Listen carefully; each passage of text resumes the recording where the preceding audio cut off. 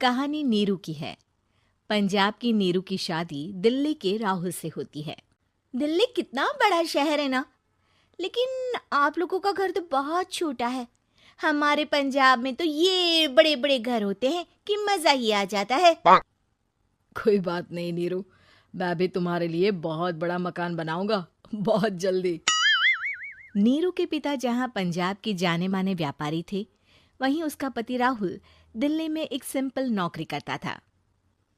माँ, यहाँ तो घी मक्खन इतना महंगा है कि क्या बताऊं।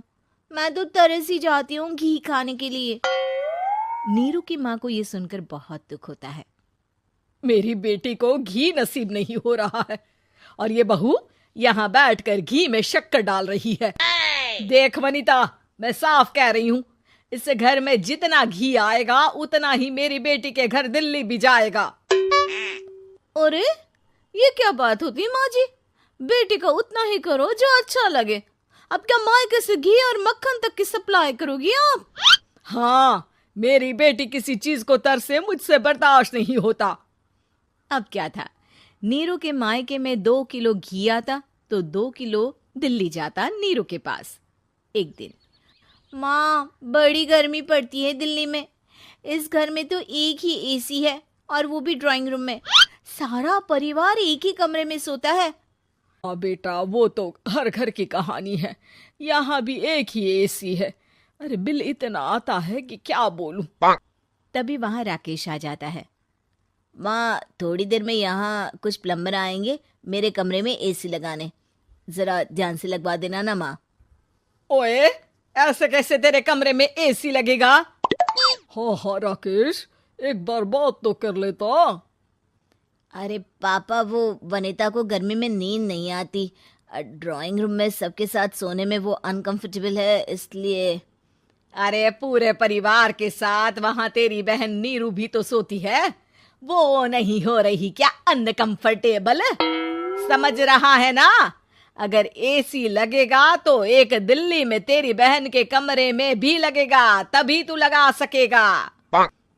राकेश वनिता को सारी बात बताता है। वनिता करती भी क्या, मन मार कर बैठ जाती है। माँ, ये लोग ठीक नहीं है, क्या करूं मैं? अरे बेटी, यहाँ आ जा, तू यहाँ आकर रह ले। अरे छोड़ दे ऐसे पति को। कैसे छोड़ दूं माँ? समाज क्या कहेगा, लोग क्या कहेंगे? वैसे भी मेरा एक बेटा है मयंक। अरे हटा बेटा, तेरी उम्र ही क्या है, इतनी परेशान रहेगी तो काम कैसे चलेगा। खैर, बात आई गई हो जाती है। माँ को लगता है कि नीरू ठीक है, तो वहीं नीरू के मन में एक ही लाइन चल रही होती है, यहाँ आजा। माँ ने तो बोल ही दिया है कि यहाँ आजा। बस मयंक थोड़ा सा बड़ा हो जाए, इन गरीबों को छोड़कर मैं वापस माँ के पास ही चली जाऊंगी। वो इसी सोच में बाजार में चल रही थी कि मैम, आपका दुपट्टा जमीन को छू रहा है। नीरू जैसे ही उस लड़के की तरफ देखती है, देखती ही रह जाती है। हाय रे, कितना सुंदर लड़का है ये। अब क्या हुआ? मैंने कहा आपका दुपट्टा। तो खुद ही उठाकर दे दो ना। लड़का समझ जाता है कि नीरू उस पर फिदा हो चुकी है। वो उससे उसका नंबर लेकर चला जाता है। अब क्या था, नीरू और रोहित में लगातार बातें होने लगती है। मैं हरियाणा का रहने वाला हूँ, यहाँ एक बड़ी कंपनी का मैनेजर हूँ। अच्छा, और कितने बच्चे हैं तुम्हारे? बच्चे? अरे मेरी तो शादी भी नहीं हुई है।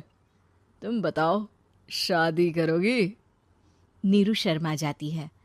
अब लेकिन मैं तो पहले से ही शादीशुदा हूँ।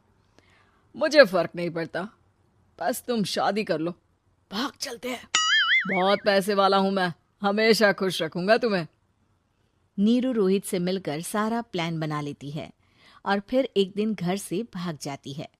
दोनों शादी कर लेते हैं।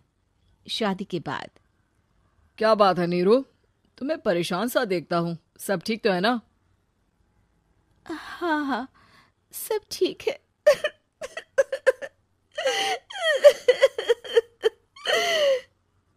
ये कहते कहते ही वो रोने लगती है। अरे क्या हो गया, रो क्यों रही हो? मैंने तुमसे एक बात छुपाई है। और वही बात अब मुझे परेशान कर रही है। रोहित, मेरा एक बेटा भी है, उसका नाम मयंक है। क्या बात कर रही हो? ये तुमने मुझे पहले क्यों नहीं बताया? देखो नीरू, मेरी माँ को मैंने ये नहीं बताया है कि तुम शादीशुदा हो। बच्चा मैं मैनेज नहीं कर पाऊंगा। नीरू को समझ में नहीं आता कि वो क्या करे। तुम उस बच्चे को अपनी माँ को क्यों नहीं दे देती? नीरू चुपके से माँ को फोन करती है। माँ, क्या मयंक को तुम रख सकती हो? बेटा, मैं राकेश के साथ बात करती हूँ। आखिर घर का बेटा वही है, जो वो बोलेगा। वैसे भी बेटा, तूने जो किया है ना, उसके बाद से पूरा घर तेरी बुराई कर रहा है। मैं भी अब किसी से तेरे लिए लड़ नहीं सकती। राकेश बेटा, नीरू ने तो जो किया बहुत ही बुरा किया, लेकिन मैं सोच रही थी कि क्यों ना मयंक को हम यहाँ ले आए। तभी वनीता बोल पड़ती है। वाह जी, ऐसे कैसे यहाँ ले आए? यहाँ क्या भंडारा भरा है? और जिस बच्चे की माँ ने नहीं सोचा, उसके लिए हम क्यों सोचे? नीरू को एक बार तो अपने बच्चे के बारे में सोचना चाहिए था ना।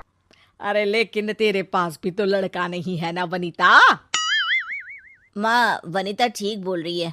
कल को वो बड़ा होकर इसी घर का हिस्सा मांगेगा तो हम क्या करेंगे? माँ कहती भी तो क्या, वो चुप रह जाती है। वहीं नीरू का पहला पति कहता है। माँ, अगर आज भी वो वापस आ जाए तो मैं उसे माफ कर दूंगा। बेटा, गरीबी चीज ही ऐसी है, क्या करेगा। तू तो अब मयंक का सोच। वो बेचारा तो बिना माँ का हो गया। मयंक के खातिर तू दूसरी शादी कर ले बेटा। लोगों के लाख समझाने के बाद नीरू के पहले पति की शादी रिद्धि से हो जाती है, जिसके पहले पति से 2 बच्चे होते हैं। देखो जी, मैंने शादी सिर्फ बच्चे के खातिर की है। मैंने भी शादी सिर्फ बच्चों के खातिर की है। वहीं नीरू के दूसरे पति के मन में ये बात घर कर जाती है कि नीरू एक मासूम बच्चे को उसके खातिर छोड़ कर आई है। अब देखो नीरू, मुझे लगता है कि जो औरत अपनी कोख का बच्चा छोड़ सकती है, वो तो कुछ भी कर सकती है। कल को तुम्हें मुझसे अच्छा कोई मिल गया तो तुम तो मुझे भी बाय बाय कर दोगी ना। नीरू को अब उसका दूसरा पति ताने देना शुरू कर देता है। तंग आकर नीरू उसके यहाँ से भागकर अपने पहले पति के पास चली जाती है, लेकिन ससुराल में क्या लेने आई है नीरू, मयंक को? नहीं नहीं सासू माँ, मुझसे गलती हो गई, मुझे माफ कर दीजिए। नीरू, अब वक्त खत्म हो गया है, मेरी शादी हो चुकी है। तो छोड़ दो ना उसे, हमारा बच्चा है। मैं आपको अपनी माँ नहीं मानता, मेरी नहीं मान तो बात अच्छी है। नीरू मयंक की बात सुनकर समझ जाती है कि उसके पास अब ना आसमान रहा ना ही जमीन।